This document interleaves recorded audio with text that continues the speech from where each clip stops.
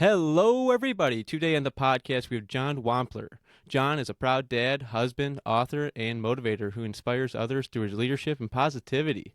He's written a book called Lizzie's Walk of Faith, sharing his daughter's fight with cancer. He's also creates short, uplifting videos called Wamp It Up to help people find strength, purpose, and positivity. John, welcome to the show. Man, I'm pumped to be here. Thank you so much. I love your podcast, and it's an honor to be here. Seriously, thank you. No, I really do appreciate that. And for the listeners who may not be familiar with your line of work yet, could you give us a quick rundown of who you are and what you do? Sure. Like you said, I'm an author. Just finished a book, our first book, Lizzie's Walk of Faith. Oh, baby, got it right here. Come on.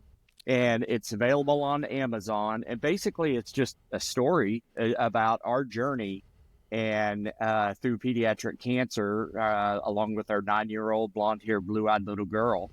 And I do a lot of speaking on behalf of this and our foundation. I'm president of a foundation, the Lizzie's Walk of Faith Foundation, that has actually given over $500,000 away in the past 7 years to families going through pediatric cancer and for research. And so anyway, but yeah, I better stop there. But that's just a few things I do. No, I mean, what inspired you to write the Lizzie's Walk of Faith?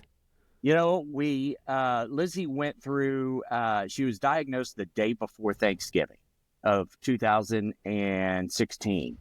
And for 15 months, we made Facebook posts, we made social media posts, and people wrote us letters, and obviously we took a lot of pictures and stuff like that. And so there was a lot there, and we just wanted to really capture the memories and capture all of that content. A lot of the journal entries she wrote in her journal, we wrote in our journal. There was just so many different areas of content, and we wanted to capture that and put that in a book, and not really have a book that's just a downer, but it was geared more towards Lizzie. Lizzie was an inspiration. She was, she was like her dad. She was a party waiting to happen, man. I mean, she had fun. She loved to inspire, motivate, encourage people. That's the way, that's what this book is about, man. And so we just wanted to capture everything, put it all in a book. And finally, after, 6, 7 years, we finally got it rocking, finished. Wow. It's clear that your family has an incredible story of love and like courage. I mean, thank you for sharing with us. You bet. You bet. It's a joy, definitely, to do that. Yeah, I mean, how did your daughter's journey with cancer impact your family? It impacted our family in a pretty major way, to the point where it was traumatic. I mean, here we are 6, 7 years later, and my two kids, they're going through counseling individually. They live in different states, and they're going through traumatic counseling. My wife and I have been through it. And it's not just about Lizzie. It wasn't about her. Cancer affects the whole family. And while Lizzie was going through pediatric cancer, I mean, my son, he was like in, I don't know, junior high. My daughter was in high school. I mean, imagine those formative years of just having a sibling go through, live in another state and go through slowly watch your sibling, you basically lose their life. I mean, I hate to be morbid about that, but I mean, really, I mean, and to be away from friends, family, youth group, and sports and stuff like that, that affected us. It affected our faith. It affected my marriage. I mean, I'm still married to my wife, over 25 years, but I mean, by the grace of God, dude, I mean, we went through some pretty tough times. And I wasn't the best husband, I'll be honest with you. But my wife put up with a lot, and an amazing woman, but affected our family, our faith, and just our relationships, and so many things. So, but yeah. You mentioned that the book is about other things than, you mentioned to me that you wrote a chapter on fathers for Mm. fathers. I mean, what advice Yes. would you give to other dads going through tough times? I think that's a good word right there, tough times, because it's not just about pediatric cancer. Fathers that are going through anxiety, depression, stress, I mean, addictions. Oh my God. Whether it's alcohol, whether it's porn, whether it's, whatever it is, a sexual addiction. I mean, dude, you name it. And, the struggle is out there for fathers and the stress. I'd encourage them to find and ask for help. I know that's so basic and so simple, but to be able to, I mean, I remember in elementary school, if you had a question, dude, you raised your hand. I mean, for a father, for a man to ask for help and ask for directions, I mean, it's that's a big deal. I mean, seriously, because it's a pride buster. You have to humble yourself. You have to be authentic. You have to be genuine. You have to be transparent. And for a father and for a man to ask for help and to go to somebody and get out what's on their chest and what's burdening them, to get that out and to talk to somebody, boy, that's a big deal. And for a group that I'm personally a part of, the Just for Dads, which is a group of fathers that have gone through traumatic loss of kids with drowning, car accidents, cancer. You know, a lot of people, society will tell you that for a father, or to be in a group like that and to open up and share and to basically cry and break down, that's a sign of weakness. That and I see it as a sign of courage. I see it, Matthew, as a sign of strength, of sign of resilience. And I see so many men nowadays that ask for help, that get help, and that just break down. I mean, Matthew, as somebody once said, it takes broken men, come on, to break men. And you and I, I want to be a world shaker and a history maker. And you're making history right now, Matthew. I mean, think about it, man. By impacting and touching and inspiring and encouraging people through your podcast. Man, that's what I want to do. And so you inspire me. But to do that, man, you've got to man up. And there's times that you need to ask for help, and you've got to be authentic, transparent, and resilient. Yeah, it's amazing how you turn such a hard experience into something that can help so many other families. Yes, yes. And I mean, I just ran the St. Jude half marathon in Memphis. And by the way, I do encourage people, if you're going to run the marathon, half marathon, dude, train for it, because I did not train for it.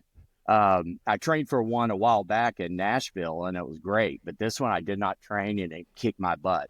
But Matthew, I was running through the campus of St. Jude Children's Research Hospital, and there were several families there with kids in the little red wagons. And I stopped and I gave some families some cards, our business card, and said, "Hey, we want to help you. We want to send you support. We want to send you a check, and this is who we are." And I talked to them about our foundation. And man, this one lady was just like, "Thank you so much." And Matthew, she just began to cry. She just began to weep.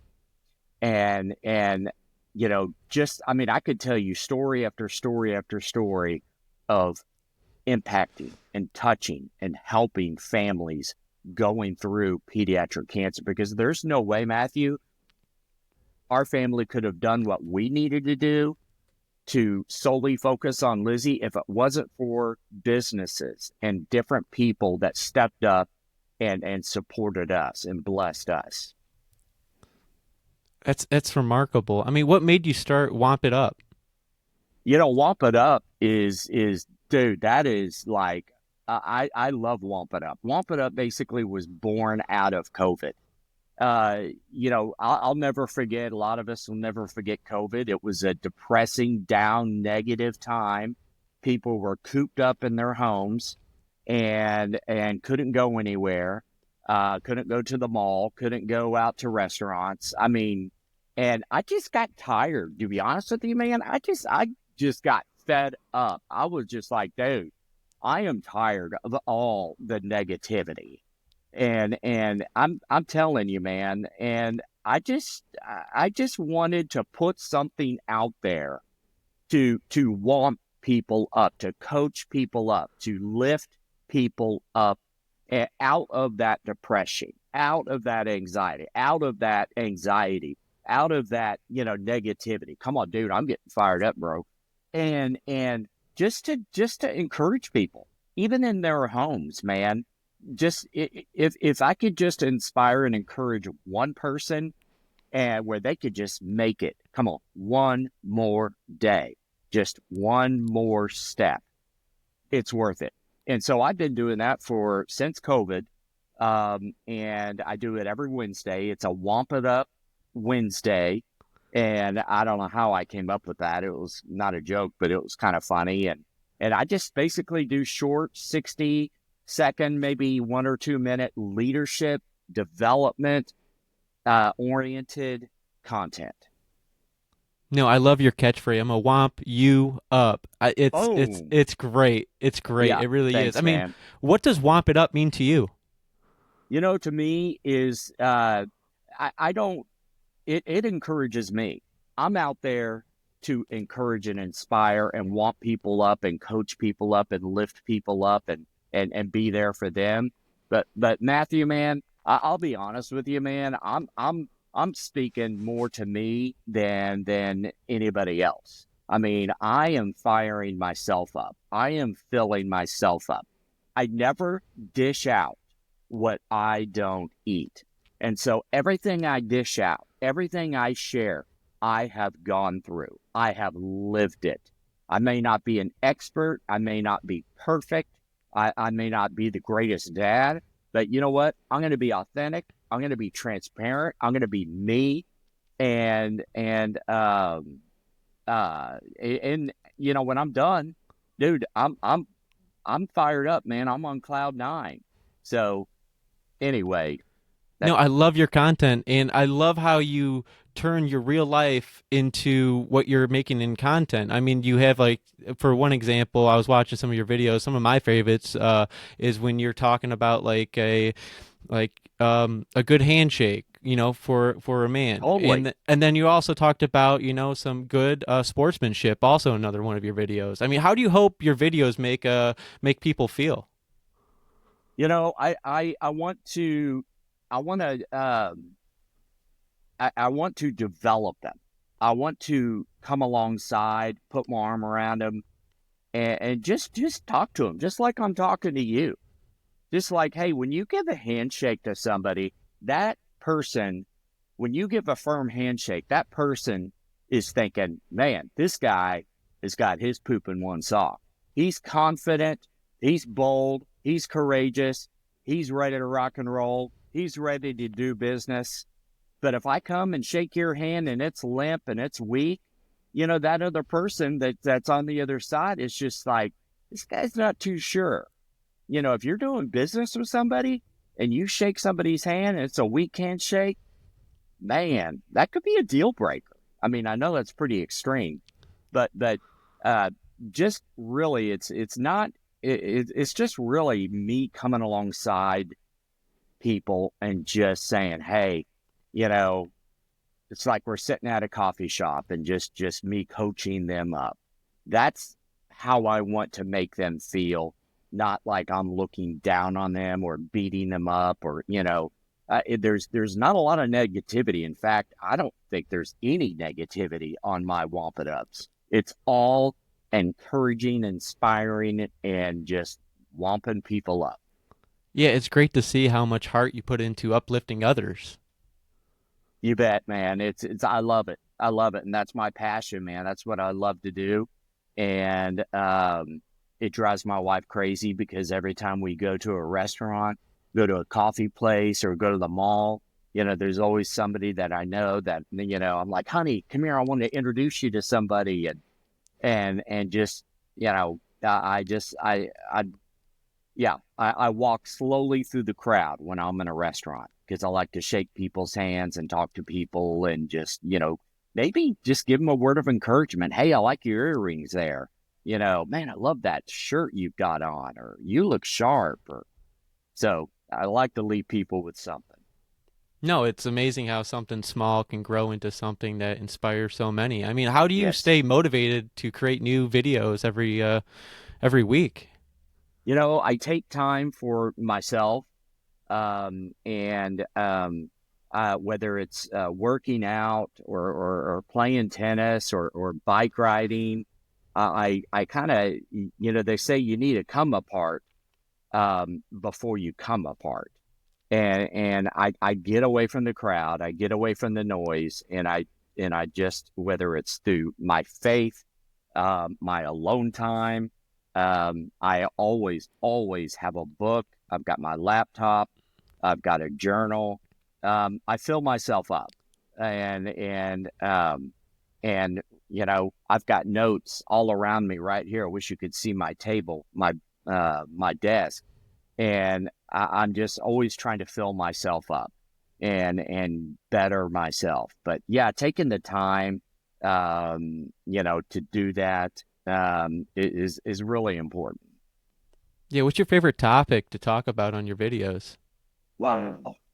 Man, I would say my favorite topic to talk about is a passion for excellence. I have, um, what one year, I wish I remember which one it was. I'm always like talking to God, or just talking to myself, and just like, before the new year, I'm like, okay, what's one word, for the next year? I always like to have a word. I always like to have, a something burning, on the inside of me. And I heard this word pursuit, and I thought, pursuit, what does that mean? I wrote that down. Oh, this is gold. Pursuit: to chase, to hunt, to stalk, an effort to secure or attain, engaged on a regular basis. I mean, chasing, hunting, stalking. And I thought, what am I pursuing? And the next thing I got was the three P's of pursuit. And man, Matthew, this is hotter than a Krispy Kreme coming out of an oven, buddy. And immediately, just like popcorn, I got passion, purpose, and perspective. And all of those just fire me up. But I think the biggest one is passion. And because if there's anything that's going to get something done, if we're going to make a difference in this world, it's going to take passion. I mean, you and I, we have a desire to do great things. I mean, Matthew, I haven't really talked to you much, but I can tell, just by your aurora, and just by looking at you, that you have a lot of dreams, a lot of desires, but desire can only really go so far. I mean, you can only get so much done. You can't get a lot done with desire, but passion is the difference maker. It's the one thing that will turn the ordinary into the extraordinary. We start with desire, but we end with passion. And that's, I could go on and on about passion, but man, I'm just, as you can tell, I love to be passionate. No, it's clear how passionate you are about helping others through your messages. I mean, can you share a moment when one of your videos made an impact on someone's life? Yes, I can. Believe it or not, it was with a business person. I'm in Missouri, and it was with a business person in Iowa. and he owns multiple supercuts in Iowa. And he actually was listening to my Wamp It Up, and he had me come. He reached out to me and just opened his heart and was just like sharing all sorts of stuff, how it touched him and impacted him, and really really met him where he was. And that's gold, man. That's what I want.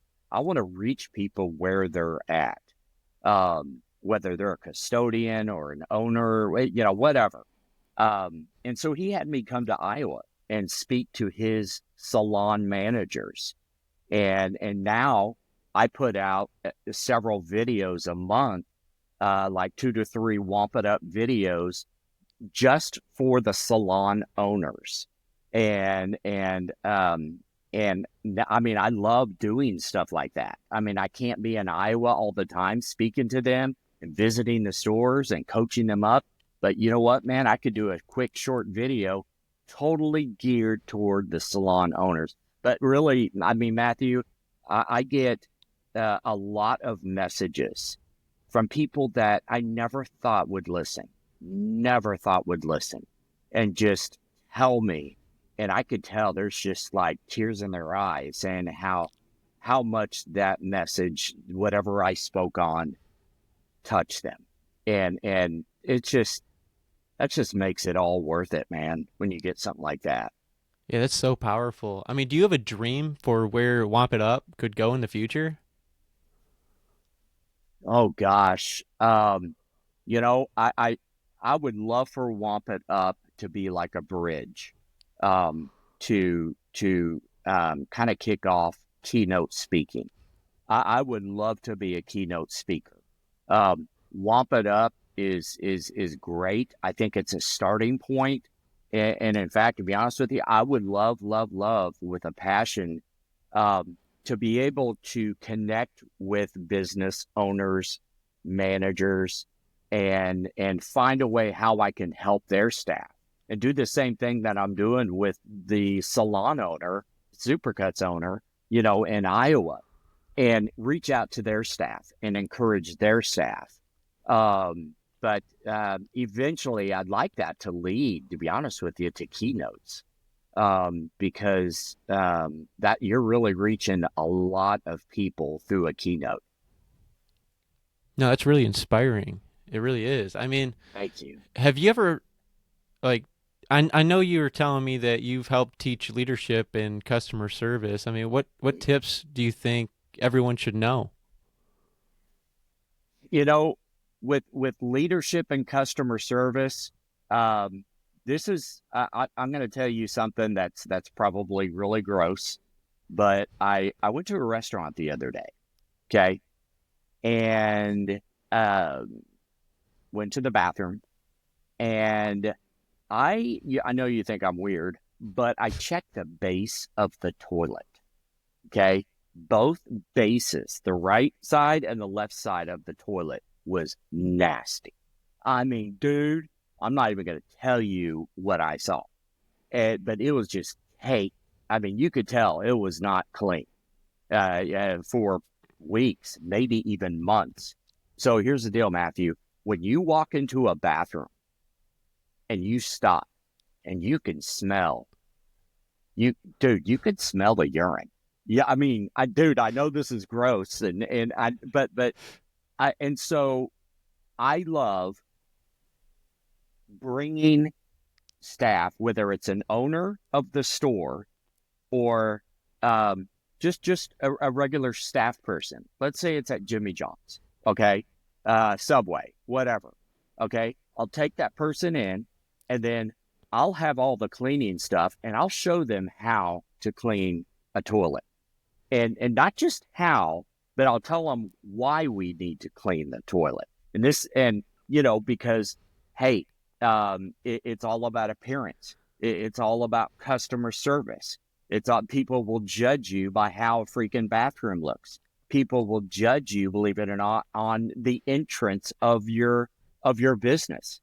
Are your windows smudged with fingerprints? Your external window ledges, are they caked with dirt? Are there cigarettes and trash that people have to step over when they open up the door?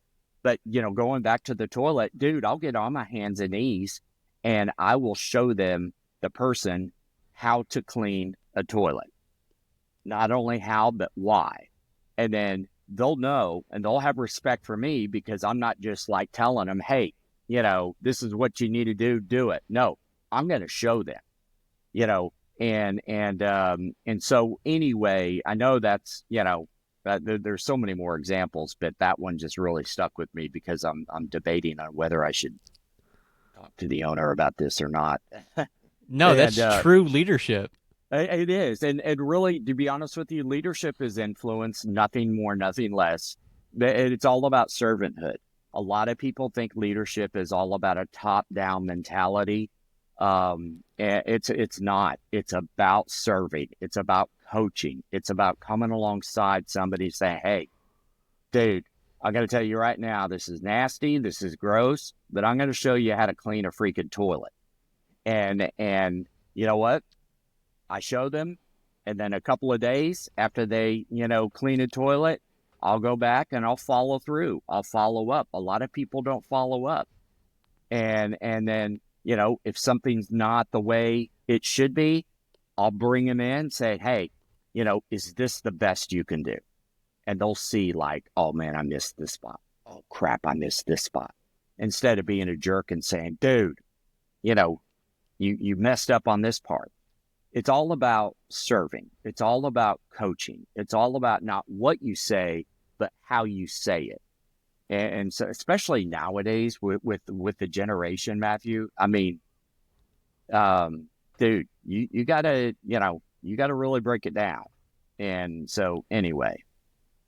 No, let's just keep talking about leadership. I mean, what was it like being a department director for a food bank? You know what? That was amazing. I was a development director where I basically was in charge of bringing in funds for a major food bank that had a 32 county service area and fed over 100,000 people a month.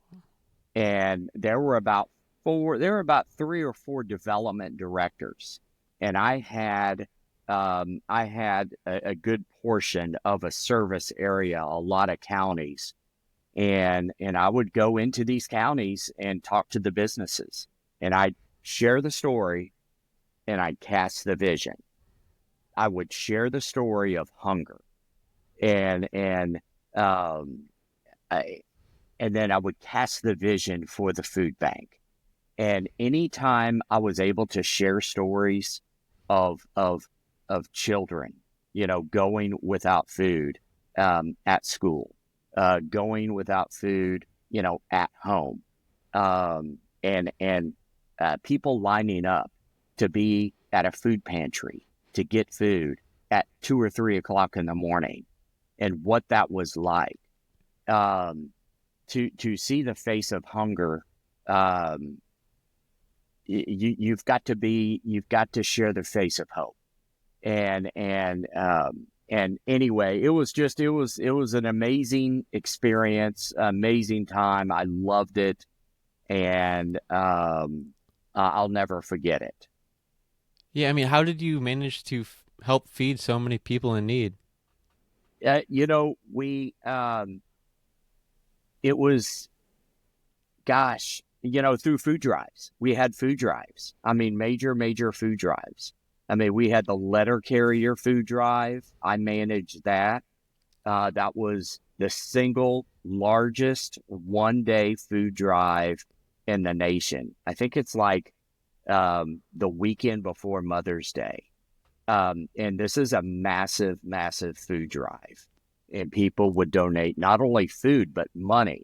And with the food bank, Matthew, $1 can basically buy enough food to feed maybe 10 to 13 people. The buying power of a food bank, like for $1, you could really make that stretch. Okay. And I can't, get into all that. There's a lot that goes into that, but I mean, but yeah, food drives, and we had a Make a Difference Day food drive. where basically Make a Difference Day is a Saturday in in October, and it's a national day of doing good. And so basically, I had schools compete against each other. And at one point, when I left, we had 144 schools that were competing against each other in a 32 county service area. And oh my gosh, you talk about a project. But these schools, man, they would bring in tons of food, tons of peanut butter, and a lot of money. So anyway, but that's one small way of bringing in money for the food bank. No, it's incredible to think about the number of lives that you've touched through that work. Yes, yes. That line, I was there up for only 4 years, Matthew, and it really, really impacted me. I was able to really develop as far as like my speaking, learning how to share stories, learning how to cast the vision. And I mean, that is so important. And so once I learned that, I was able to bring that really into our foundation. And so I believe nothing is wasted. Only 4 years at the food bank. Okay. After the food bank, I went on to something else, but I was able to use what I did at the food bank to do, something else, and on and on and on. So, you're always learning something where you're at. I don't care if it's at Walmart, McDonald's, whatever. You're only there for a season. You're not there for life. Okay. And I believe that where you're at right now, you are being prepared for greater things. The best is yet to come. And where you're at right now is like training ground for the next level in your life. Something I like to say is, I don't really believe in luck, but luck is being prepared for the opportunity, and the opportunity is there all the time.